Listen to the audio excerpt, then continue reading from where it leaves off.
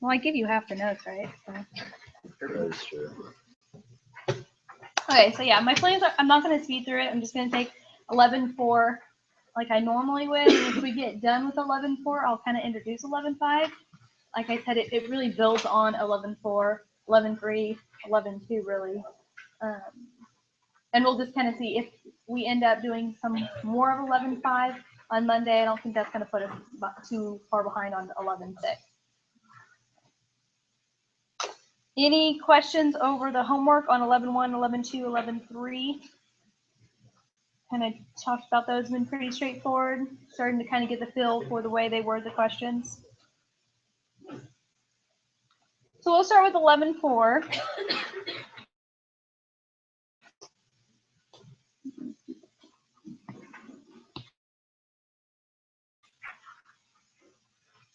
So 11.4 is really kind of using pictures or diagrams to help us come up with our sample space. And this is when our sample space is somewhat limited.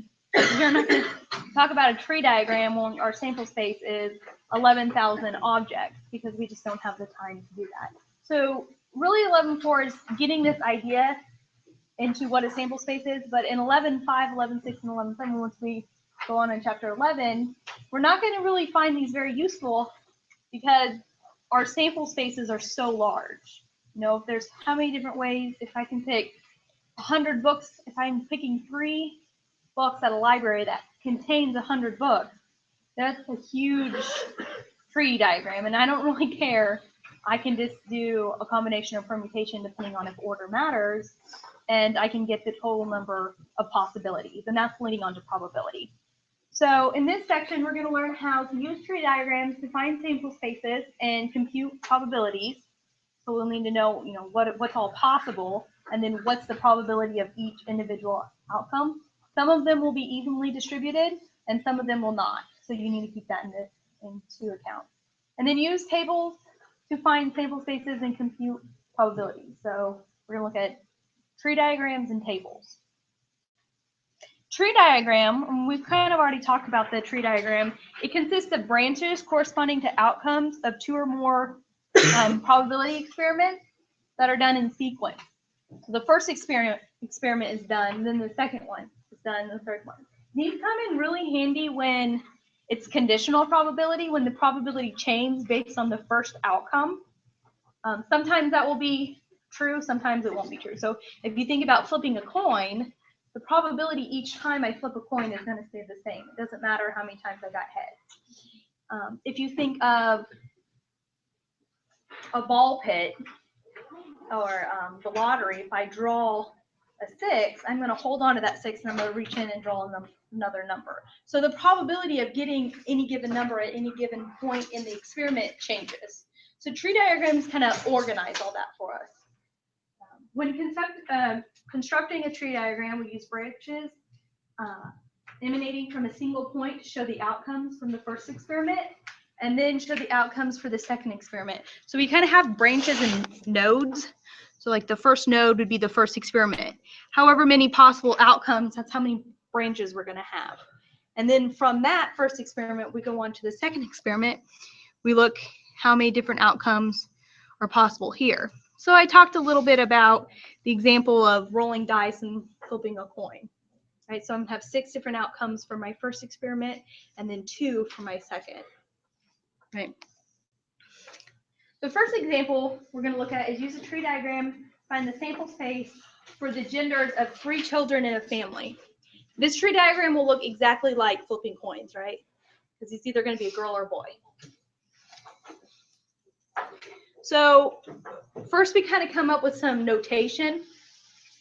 We'll have B equal boy and G equal girl. So for my first child, I have 2 choices.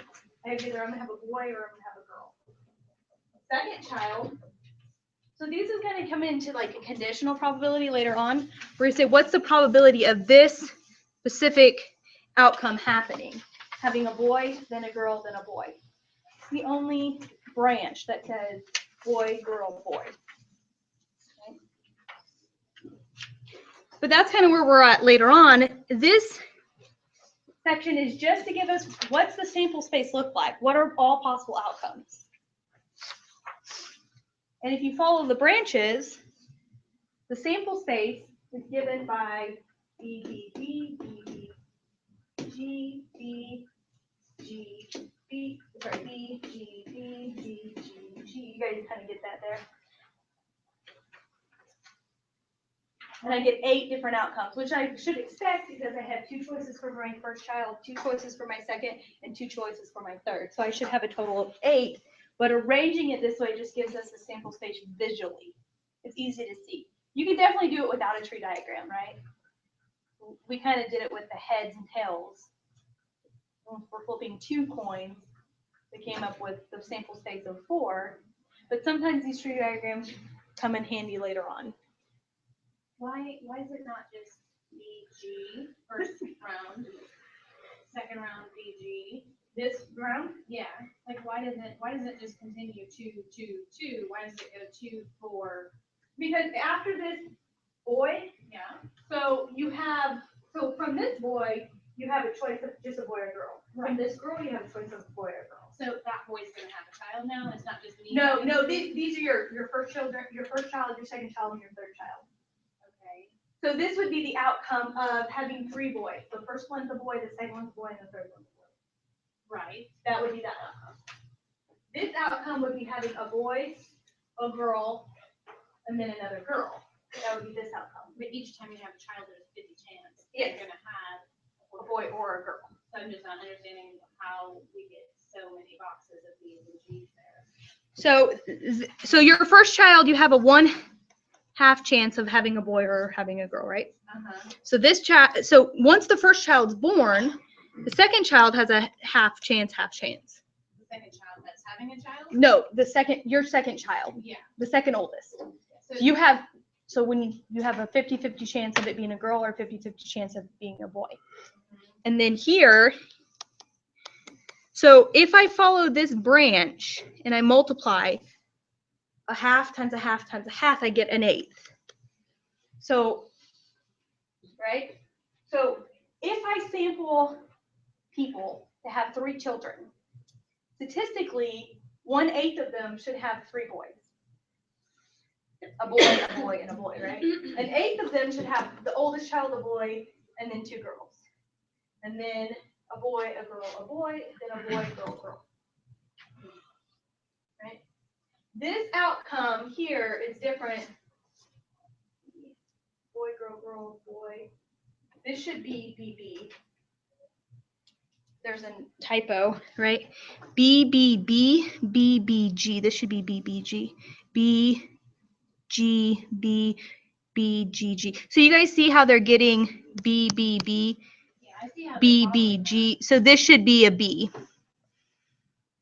BGBBGG. Yeah. They all should be different. Make sure that they ended up being different. Yeah. So here this comes.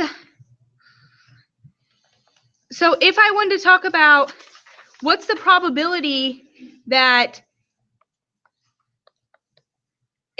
parents that have 3 children, what's the probability 2 of them are girls? Then I would have an 8 plus an 8 plus an 8. So that'd be 3/8. So this sample space just gives me a visualization of what's being made up in the question. Wait, what did you say? The sample space, this No, picture. you said parents have 3 children. If parents have 3 children, what's the probability 2 of them are girls? Okay, but this one's saying that this chart's not saying that. This chart is giving you all possible outcomes. This is what's possible. You either have a boy, boy, boy, or you have a boy, boy, girl, or you have a boy, girl, boy, or you have a boy, girl, girl, girl, boy, boy. But isn't each block a different parent? Each node is a different child. So this is your first child, this is your second child, and this is your third child, but it's based on the previous children. So if this is a boy, right, there's different outcomes. Either your first child's a boy or a girl. From there, your second child's a boy or a girl. But there's 2 different cases, that your first child was a boy or your first child was a girl. So you have to account for that here. You see how these can get out of control pretty fast? But it doesn't affect whether you're gonna have a boy or a girl. It doesn't, the probability doesn't change, so all these branches have a 1/2 probability. And that's why this is an evenly distributed outcome with 8 possibilities. Right? I have 8 different possibilities. My first child is a girl or a boy, right? My second child is a girl or a boy. My third child is a girl or a boy. Right. Right? But if I want to talk about all possible outcomes, my first one's a girl or a boy, right? So I have 2 nodes. From my second child, I have 2 nodes from each possibility from my first one, right? It's kind of like if we talk about rolling dice and flipping coins. If I roll my dice first, I have 6 options. If I flip my coin then, from every 6 options, I have to have 2 branches, either heads or tails. So every node or every branch as this end comes with 2 more branches off it, right? So these get relatively large, relatively fast, right? And this is only 2. We talked about rolling dice, then we'd have to, 6 and then 6 more, and we come out with 36 different. So if you had a Outcomes. 4th child, you would have 2 off of 2, each. 2, 2, 2, 2, Yeah. 2, 2, and that would give you 16 different options. Because 2 times 2 times 2 times 2 is 16. So every outcome would be equally weighted as 1/16. And then if it from then asks you the question, what's the probability that you have exactly 2 girls? Then you can say, okay, exactly 2 girls, I'm going to take this probability plus this probability. That's it. And that's it. If it says at least 2 girls, then you would have to add the ones that have 3 girls. Does that make sense, kind of the wording of it? This part of it is just to show you what the sample space looks like. Actually, We're going to get to probabilities. Question? there was a third one too, GBG. So, Was there? yeah. Yeah, this one, this Yeah. one, and this one. Yeah. Yeah, so 3 out of 8, if it was exactly 2 girls. Question? I was No. just- Okay, you just, so that eventually we're leading to probability though. So being able to visualize all the different outcomes. So this example says, if a family has 3 children, find the probability that all 3 children are the same gender. That is, all boys or all girls. Assume that the outcomes are equally likely. So what's the probability that all 3 children are the same gender? 1/4. Very good. 2/8 or 1/4. So we can see that from our tree diagram, we only have 2 possible ways to have the same gender. That's boy, boy, boy, or girl, girl, girl. And then 1/8 plus 1/8 is 2/8, which equals 1/4. So 25% of the time, if you look at a family that has 3 kids, 25% of the time they're going to have kids with the same gender. Statistically. If you just focus on just girls, it would be 1/8. If it was all 3 girls, it'd be 1/8, or all 3 boys, it'd be 1/8. Or if it said the oldest child was a boy, then we would have 4 out of 8, which would be 1/2. So it can word it any way it wants, and that's part of the interpreting what it's asking, and then looking at your tree diagram to see what you have.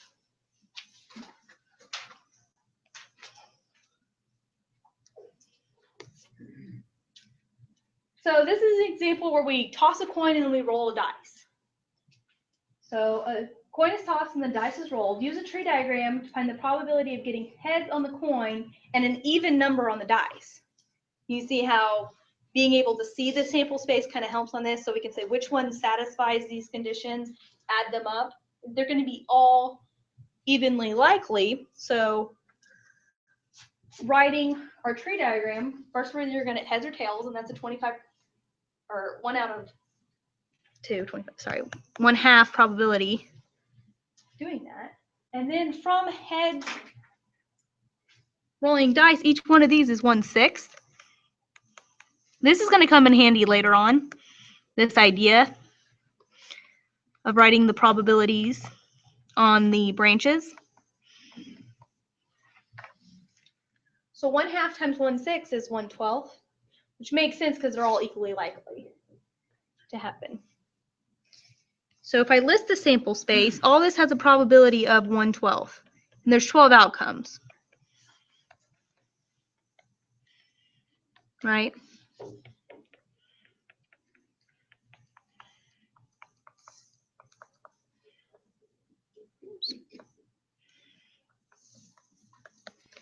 It might not always be evenly distributed like this, but in this case, it turns out all of them are half times a 6. And we wanted to know what's the probability of getting heads on the coin and an even number on the dice. So be very careful with the word and or. And means both of them have to happen, right? Because if it would have said what's the probability of getting heads on the coin or an even number on the dice, that would be a different problem. So as you get experience going through these, you start to kind of highlight certain words. Like, so what would be our probability? So we have this outcome, and this outcome that fits our scenario. So 3 out of 12, which ends up being 1/4. So if you were to, if it said like you flip a coin twice, you would just draw 2 lines out from each heads and tails. If it said you flip 2 coins, Mhm. or you flip a coin twice and then roll a dice, from here you'd have 2 more options, and then from each one of those 2 options, you'd have the 6. So it would grow pretty fast. It would look like this.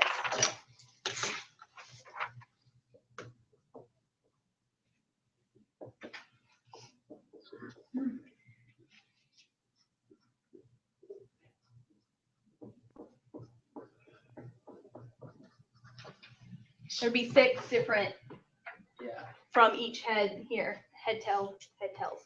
So I could together head, head 1, head 1, heads, heads 2, heads, heads 3, right? And then it'd be 2 times 2 times 6, 24. You'd have 24 outcomes. So you'd have 6 plus 6 plus 6 plus 6, which would be 24 outcomes. And in this case, they'd all be equally likely. They'd all be 1 out of 24. That can get out of control pretty fast. It grows, yes, exponentially. So these are really limited in the type of problems we can do, and most things that come up are going to be using techniques we'll learn in 11.5, where we don't really care what the sample space looks like. We just want to know how many possible outcomes are there. Then we'll say, okay, what are we looking for? Are we looking for a specific probability? We can calculate that specific branch of the tree and calculate that specific probability. If I said, what's the probability of getting a heads, and then a 6, I can only care about getting a heads, and a 6. And I say, okay, this is 1/2, 1/2, 1/6, this specific outcome. And then I can take this number divided by the total number of outcomes, which is eventually what we're leading to.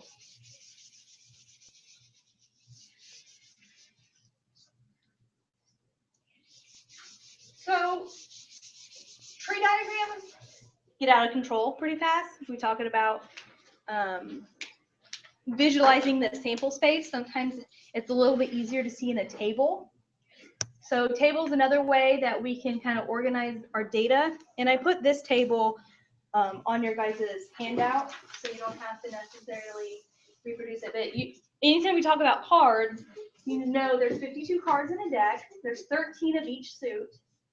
There's 13 diamonds, 13 hearts, 13 spades, 13 clubs. 26 black cards, 26 red cards. Face cards are considered jack, queens, and kings. Right? I don't know if anything else really kind of comes out. Picture cards and face cards. That, We have this kind of question on a test regarding the cards. Are you going to have the table already there for? If anyone needs it, I can pull it up, but most of it's going to be pretty straightforward. Like, what's the probability of getting a jack? Even though there's 4 jacks in the deck, right? 4 out of 52. Yeah, 4 out of 52 Okay. would be the problem, or 1 out of 13. Is the probability? What's the probability of getting? Yeah, there's no jokers. A face card. Uh-huh. So the probability of getting a face card So there's 3 face cards in every suit, and there's 4 suits. So there's 12 out of 52. And also that goes from 3 to 13. It simplifies. Because there's a 3 out of 13 chance of this one, this one, this one, this one. So some simplification should make sense. There won't be anything crazy where I think you'll need this. But if you forget on these, I understand test anxiety and stuff like that. So if I need to pull it up there while you take the exam, just for your comfort, that's fine. I'm doing that. But this is just kind of nice to visualize to see all possible outcomes. Here's some examples. So card is drawn in an ordinary deck. Use the sample space in the previous slide to find the probability of getting a jack. What's the probability of getting a jack? 4 out of 52, which simplifies to 1 out of 13. The 6 of clubs. What's the probability of getting the 6 of clubs? 1 out of 52. 1 out of 52, right? There's only one card that's a 6 of clubs. What's the probability of getting a 3 or a diamond?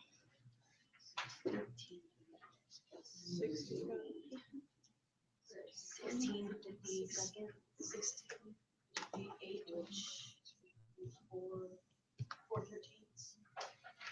So yeah, and you guys were good because you didn't count the 3 of diamonds twice, right? Some people say, oh, there's 13 diamonds and there's 4 3s, right? So adding that together, they'd say 17, but you have to be careful because you don't want to count the 3 of diamonds twice, because 3 is a diamond and it's also a 3, so there's some overlap there. So if you discount, okay, I have 13 diamonds plus 3 other 3s, I get 16 out of 52, which simplifies to 4 out of 13.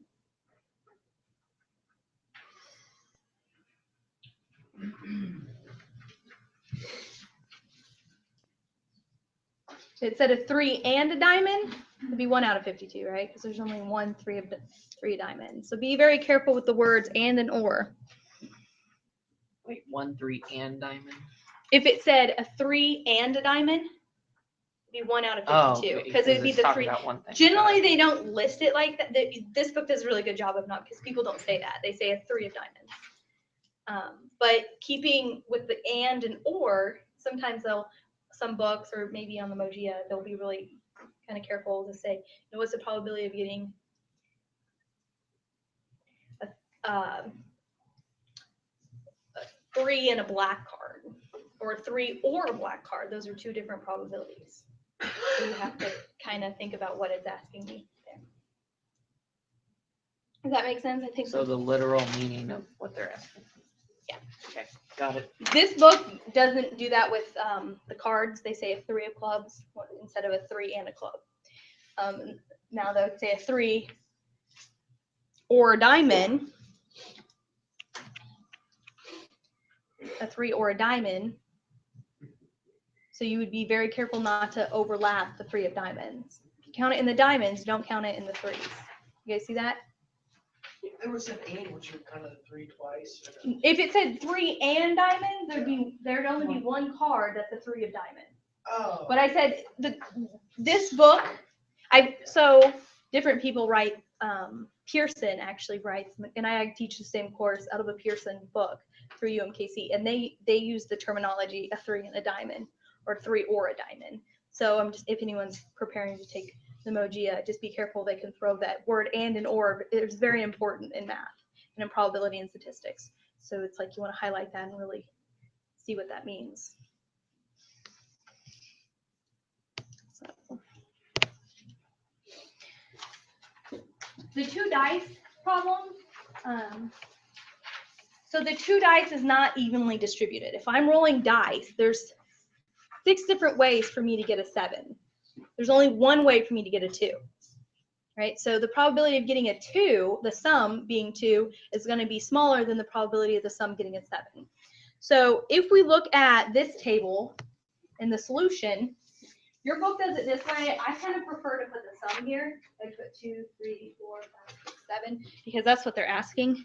I put 2, 3, 4, 5, 6, 7. This would be the total number of outcomes. If I have 2 dice and I'm rolling 2 dice, I have 6 options for my first dice and 6 options for my second dice. So I have 36 different possibilities. Those possibilities are either 2, 3, 4, 5, 6, 7, 8, 9, 10, 11, or 12. Right? It's the sum on dice. So they're not equally weighted. So 6 plus 1, 5 plus 2, 4 plus 3, 3 plus 4, 2 plus 5, and 1 plus 6. There's 6 different ways to get 7. So the probability of getting the number 7 is 6 out of 36, or 1/6. Do you guys see that? So the sum of 8 would be, how many different ways can I get 8? And if you write this like this, 1, 2, 3, 4, 5. This would be 2, 3, 4, 5, 6, 7. 3, 4, 5, 6, 7, 8. 4, 5, 6, 7, 8, 9.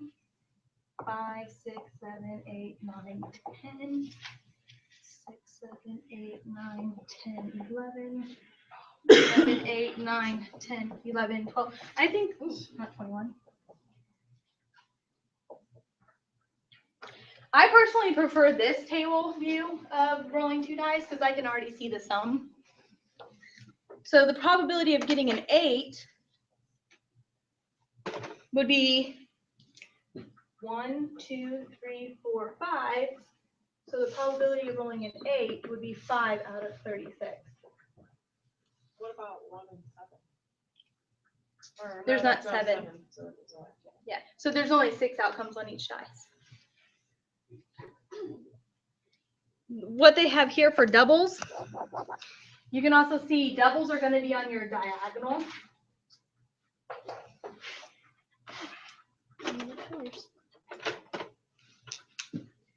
So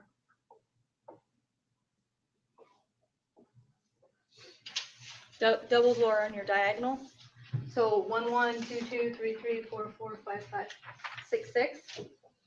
So the probability of doubles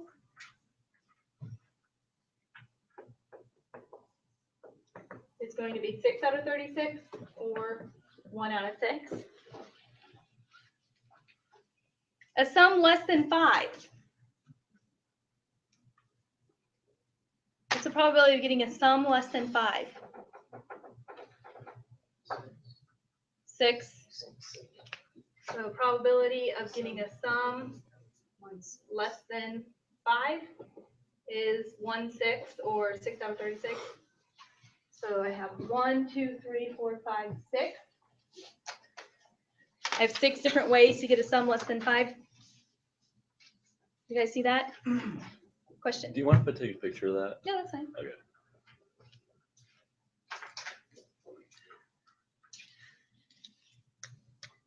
Note taking in the 21st century, right? Take a picture, zap it in there. So your book presents it this way. I personally like this approach to it.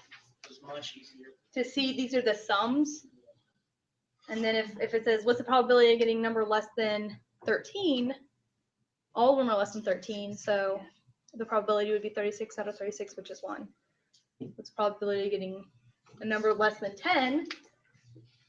I count how many is on that side, or I can say 6 of them are greater than 10, so 30 out of 36. And then I can simplify that. And of course, there's infinite ways to ask problems on this problem, but it's just interpreting what it's asking. It's probability of getting an even number. It's probability of getting an odd number. And then the mark it says like sum of 7 Mm-hmm. or 11. Mm-hmm. So are we adding those together? Yes. If it's or, then one or the other. If it's an and, it doesn't make sense in that problem because it can possibly be a sum of 7 and 11 at the same time. Right. But yeah, if it said sum of 7 or 11, you would add the number of ways to get 7 plus the number of ways to get 11. Questions? So if we get a problem like this, we have to basically. You might want to draw out this picture to be able to answer it. This gives you a visualization of the data and how many times it represents. Because the sample space in this is not that interesting. It doesn't tell us that much. The sample space is 2, 3, 4, 5, 6, 7, 8, 9, 10, 11, 12, but it's not evenly weighted. It's not 1 out of 10. This probability is 1 out of 36. Getting a 3 is 2 out of 36. So personally, I think the table in this problem gives you everything you need. This would be the sample space, but it's not evenly distributed. So it's kind of hard to use that. Up until this point, our sample spaces have all been evenly distributed. So this is the first one where our sample space is not evenly distributed.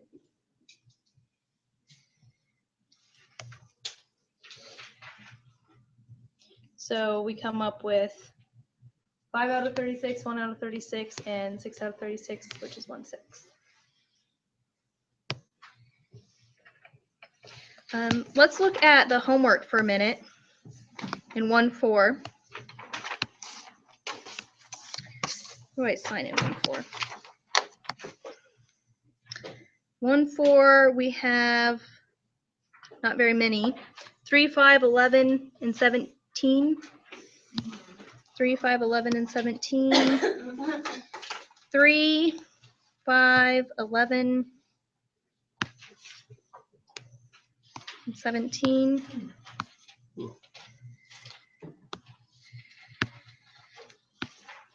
So 3 computers are chosen at random for an inventory. Find the probability.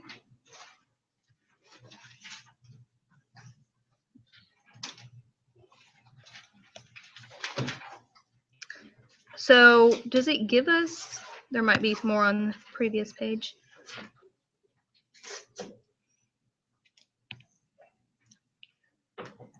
Do we make a chart, a tree, like the baby chart there? Find the probability. Yeah, so they're all, I'm guessing they're evenly distributed, or there's the same amount of computers, Dell and Acer at the bookstore. So yeah, this is just like the heads or tails for boys and girls. So just like that. 5. So looking at the previous exercise, and drop the die and the quarter in a box using sample space.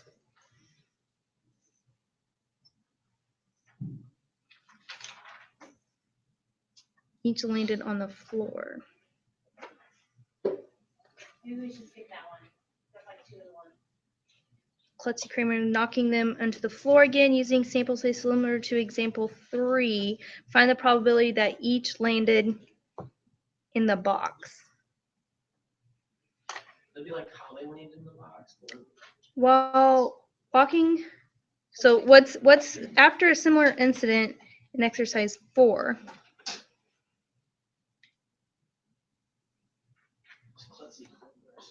Similar to example 3, find the probability each landed on the floor. Yeah, so Whether or not it landed in the box. yeah, so, Yeah, it's not saying. but this I one's think it's number really- 5 is different. Yeah, Using sample space similar, find the probability as each landed in the box. So 5 is actually easier. So you assume they all landed in the box, and then from there, that there was a tail on the coin and a number greater than 1 on the dice. So it's going to look very similar to what we did in the homework. So forget the probability of it landing on the table or the box as a step in the tree diagram like it was in number 4. Number 5 is a separate problem, but the same idea. Flipping a coin with rolling a dice. So then I say, what's the probability there's a tail on the coin and a number greater than 1 on the dice?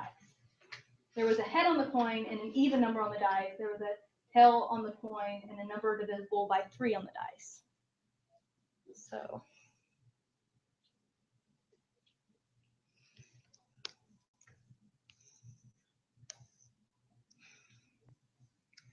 here we have a pool table in the students' lounge. It's broken. Only the balls 1 through 5 come down the chute. She selects one without looking and puts it on the table. She selects another without looking, draw a tree diagram, determine the sample space, and find the probability, right? So she's selecting 2 balls. What's the probability? The first one. She has 5 choices, right? Second one, she has 4 choices. Exactly. The second one, she only has 4 choices, and you have to rule out the previous one. So this is an interesting one because your tree diagram, so for the first one, so see, we have 1, 2, 3, 4, 5. 1, 2, 3, 4, 5, right? Yeah, that's the first one. That's the first one. From the second one, you have to assume the first one was taken each time. So here I have 4, 1, 2, 3, 4, but they're going to be 2, 3, 4, and 5 because I'm assuming that ball 1 was taken the first time. Gotcha. Now here, from here would be 1, 3, 4, 5, because I'm assuming ball 2 was taken the first time. Right? From 3, 4, I have 1, 2, 4, 5. You guys see that? So the tree diagram helps kind of visualize what's going on from the first to the second. So the probability on these is 1/5. And the probability on these are 1/4. Because there's only 4 left. But the probability on all of them is 1/20. They're all going to have evenly distributed probabilities. Then you answer, the sum of the balls is odd. So you have 20 outcomes. You have to see which ones are odd and which ones are even. An even plus an even is even. An odd plus an odd is even. And an even plus an odd is odd. The only way to get an odd number is adding an even and an odd. If you add 2 odds or if you add 2 evens, you get an even. But you don't have to know that to do this problem. You can add them up and know the difference between odd and even, right? Because so you can figure that out. The sum of the second ball is larger than the sum of the first ball. The sum on the number of the balls is greater than 4. So you can kind of see that and talk about the probability there.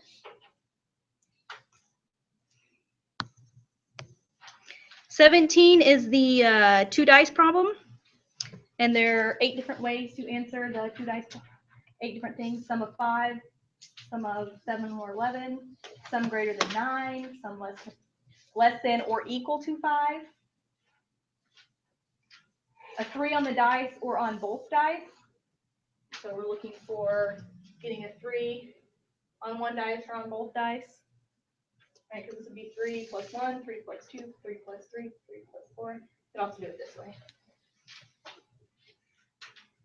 Sum that is odd. Prime numbers. Prime number on one or both dice. So know your prime numbers there. So 1, 3, 5. 1, 3, and 5 prime numbers. So you would add up all these numbers because they have a 1 in it. Then you would add up plus this number because it has a 3 in it. So you can just kind of go row by row or column by column to do that. Of course, there's many approaches. That's just one. I'd add up all these because it has a 1. 1 is prime. From this row, I would take the 3 and the 5. The one that corresponds to the 3 and the one that corresponds to the 5. Would you just take the one that corresponds to the 1? Here, yes, I would. So I would have all this and all this because one is prime. Prime? Yeah. Composite, always a good question.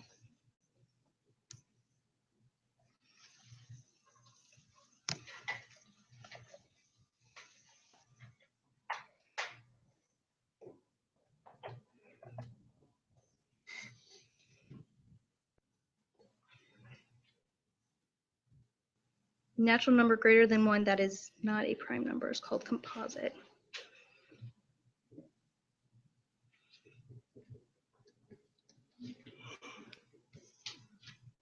It says prime is greater than 1.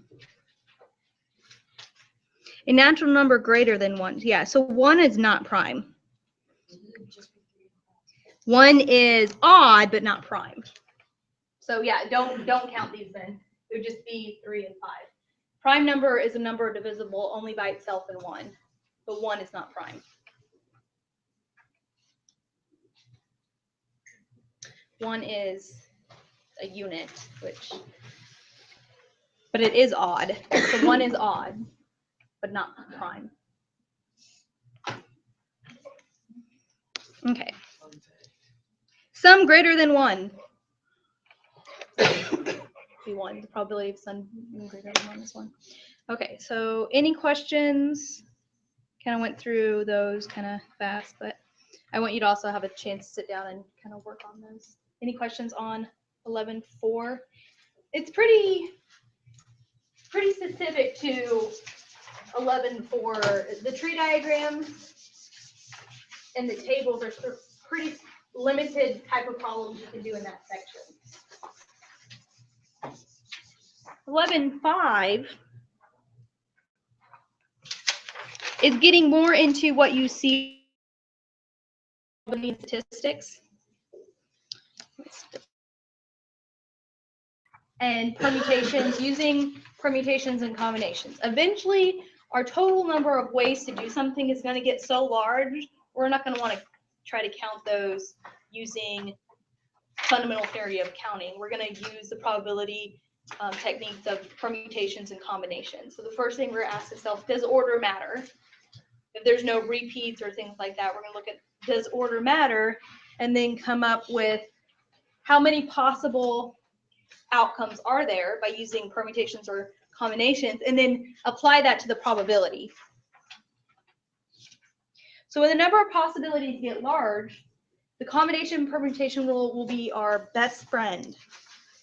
General game plan will be to use these rules to find the number of outcomes that satisfy a certain event, as well as the total number of outcomes in the sample space. So we might even need to use a combination permutation to find how many different ways there are to do one specific thing, and then how many total ways there are to do it. This book doesn't use it, but there's a common example, like you go to a burrito place, you order 10 burritos, 3 of them with hot peppers, right? And the rest without hot peppers. If you pick 3 at random, what's the probability at most 2 will have hot peppers? So you have to say, okay, well, if I'm picking 3 burritos from 10, or 3 burritos from the 3 hot ones, you have to have all these different combinations and permutations.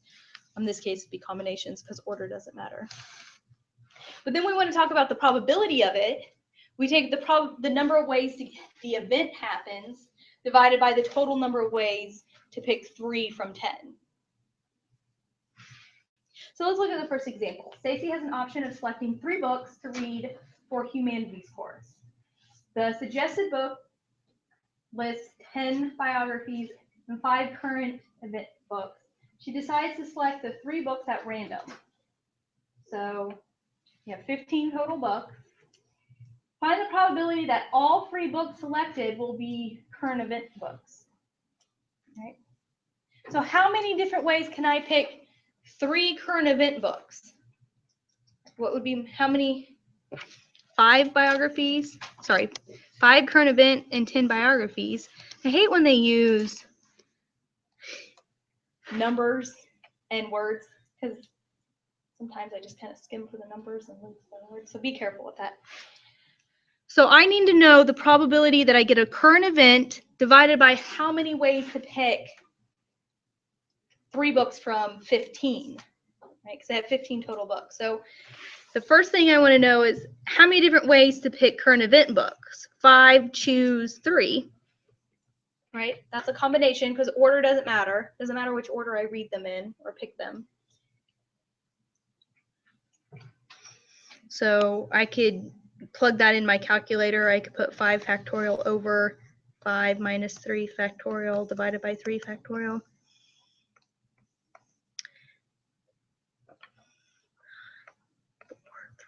Factorial over 2 factorial, 3 factorial. So 20 over 2, so 10.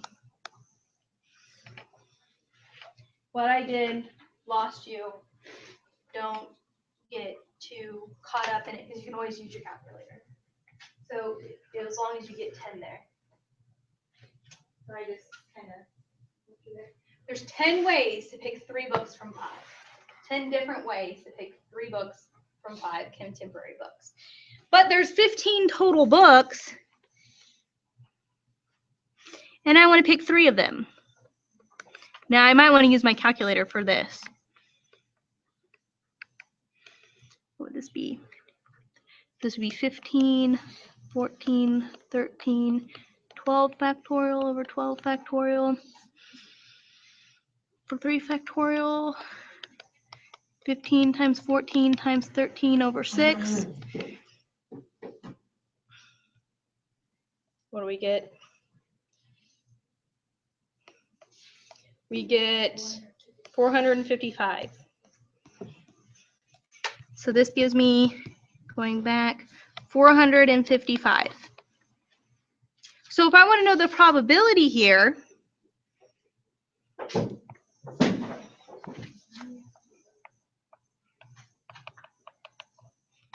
that's going to be 10 divided by 455.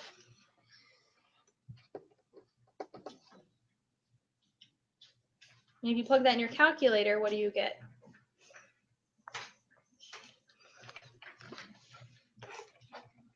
Decimal? 0.02. 0.02. Is that it, or is that just rounded? 1978. Yeah. So, I mean, it keeps going, but it's Yeah. not. Your book will tell you round to the nearest 5 decimals, or this answer is perfectly fine. Eventually, we're going to kind of lead into kind of percent. This is going to happen 2% of the time, which is kind of hard to see from here. So if you put it into a decimal and go to a percent, it happens about 2% of the time. She's randomly going to choose 3 books from a group of 15, with 5 being biographies and 10 being biographies and 5 being current events. The probability that she gets all 3 current events book is going to be 10 divided by 455, or 0.02, which would be about 2%. Eventually, we're going to go to percent. That's why plugging this out. This is approximately 2% of the time. You guys see that? Do you see how I kind of took the category of what I want the event? 10 ways to make the event happen. But I'm picking 3 from 15, so there's 455 different ways that I can pick 3 books from 15. So if I take the event divided by 455, that gives me the probability. So the only thing that's kind of extra in this step, so they rounded to 3 decimals here, which is the same thing as what we did, right? Or what we had here. If I round 3 decimals, I look at my 4th one and I round up because it's greater than 5. So the only extra step is this probability part, where I'm taking 10 divided by 455.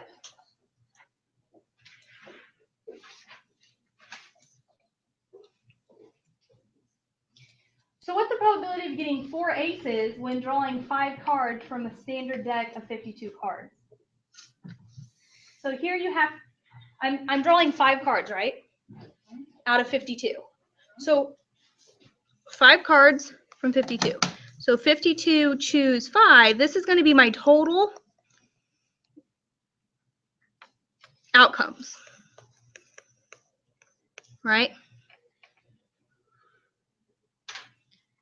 Now I want to talk about how many ways are there to pick 4 to get a hand with 4 aces and 1 other card. So I kind of do what I did before, and I use the fundamental counting principle. And if these are the aces and these are other cards, how many aces are there in a deck? 4. And how many do I want in my hand? 4. How many other cards other than aces are there? 48. 48. And how many do I want in my hand? 1. Right?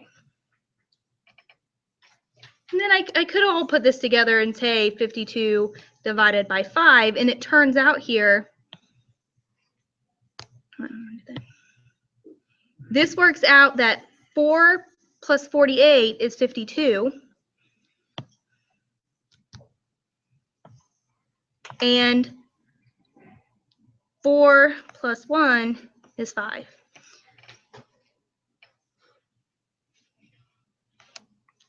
No matter how you break up your categories, if we were talking about the burrito problem, we'd say how many hot burritos do we have, how many not hot do we have over the total number of burritos. Kind of how we kind of do the same approach. 4 choose 4 is 1. There's only one way to pick 4 aces from 4 aces. 48 choose 1 and 48. Right? So if I go to calculate that, I can plug that in my calculator, I could take 4 times 48. Divided by 52 choose 5, which is a large number, yeah. It is 2,589,960. So the probability of getting 4 aces on a 5-card hand and using 52 cards is 48 divided by 2,598,960, which happens this, if I wanted to change that to a percent, be 0.00185% of the time. Right? So that doesn't happen very often, right? Not hard.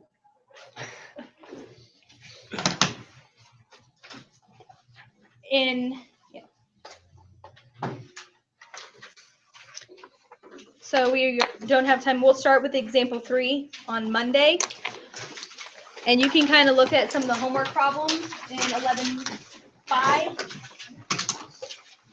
But there's nothing really new except you have to calculate how many ways the event can happen, how many total ways can the sample space, what's the total number of outcomes, and then the number of ways the event happens divided by the total number of outcomes is your probability.